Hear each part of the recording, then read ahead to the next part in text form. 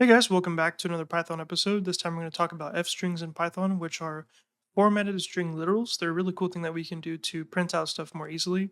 So, for example, if I have a name variable that stores John, and then an age variable that stores 30, so I can say something like my name is, and then usually I can just add on to that, and let's just say name, and I am age years old. So it's warning us first of all because we're trying to print out age, which is a int. It's storing an int currently, but we're trying to use it in a string concatenation operation because we're adding strings together.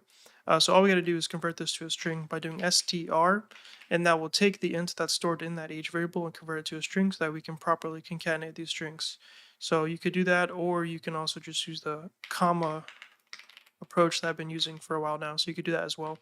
Up to you. But in general, though, if you want to print something out using variables, this is what you would have to do, and it takes time and it's easy to mess up, right? So this is where f strings come in, or just you can call them formatted strings.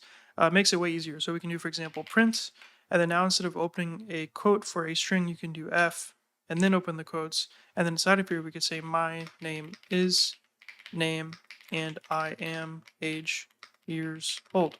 So what we have done here is way more quickly than before written the same exact thing.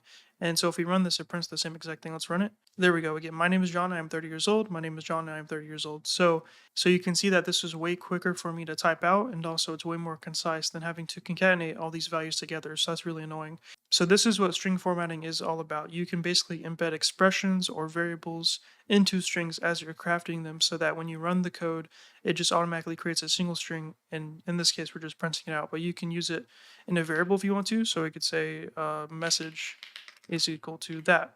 So now we're storing this f string into the variable, but behind the scenes, it's just a regular single string because this is all evaluated into one single thing, okay? And then we can print it out. Let's do another example. So if we have variables x and y, and we want to do something like, we can do f string quotes, and we could say the sum of x and y is x plus y. So let's break down what we're doing here. So first of all, we're creating a formatted string or an f string. Anything inside of these brackets here will be evaluated at the runtime of the program to be replaced into the string essentially. So what I mean by that is whenever we run this program, it's going to get to line 12 and it's going to see, oh, I have an f string here that I need to evaluate. And here we have in brackets x. So we're just going to replace that with the value of x, which is 10.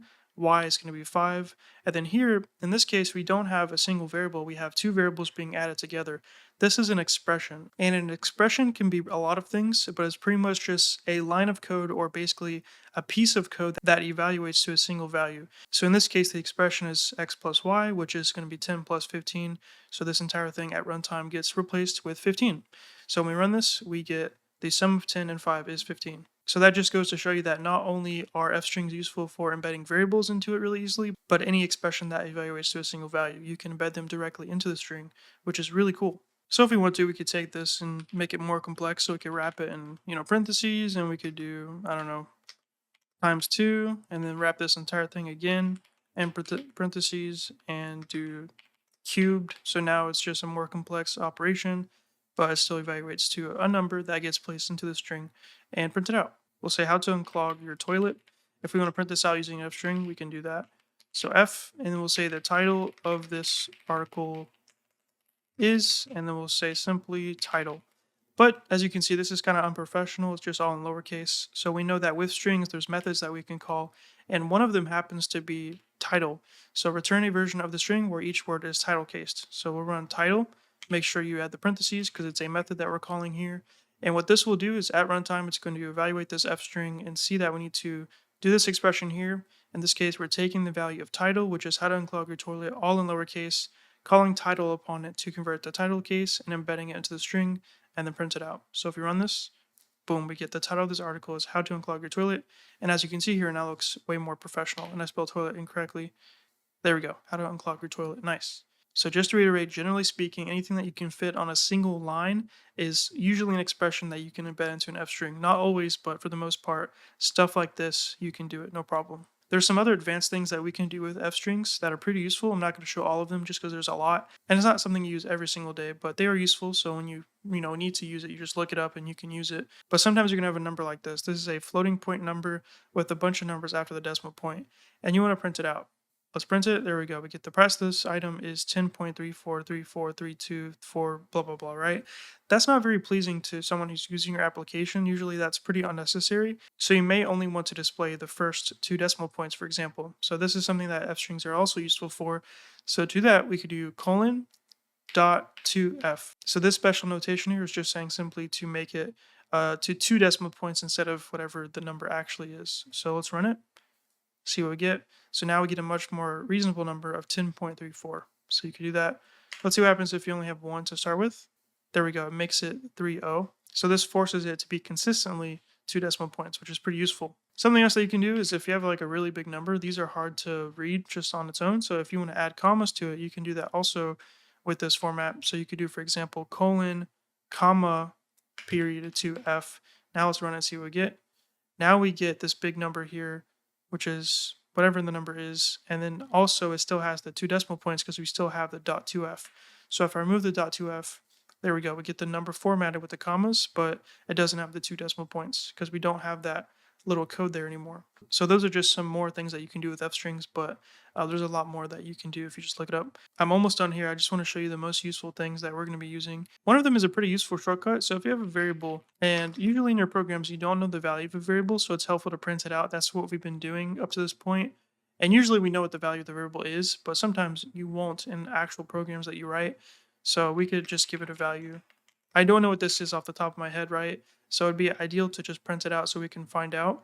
So normally we could do something like a random variable like that, or you could simply say random variable. You'll usually see me write something like this a lot in this series, but you can actually do this automatically, which is really cool using f strings. Let's take this entire thing and do an f string, and we'll simply say in the curly brackets, we'll say random variable. And then after you put the variable name, put an equal sign. What this will do is, let's just run it, take a look. What this will do, as you can see, is automatically print the variable name, an equal sign, and the value. So this is just a shorthand way, a quick way of printing out the value of a variable, but also automatically putting the name of the variable so that you know what variable it's just the value is associated with, which is really cool. It's a very, very useful shortcut. You can also do this. Let's see what happens when we do multiple. So we have name and age again. There we go. We get name John and age 30. And John is in quotes because it's a string, which is useful. And the last thing I'll show you guys is that you can also use these formatted strings or f strings with multi-line strings. So at the very beginning, when I taught you guys about strings, we learned about multi-line strings, which are denoted by triple quotes. So it allows you to span multiple lines and it maintains the formatting, which is nice. If you want to embed values of variables or expressions into those, you can do the same thing.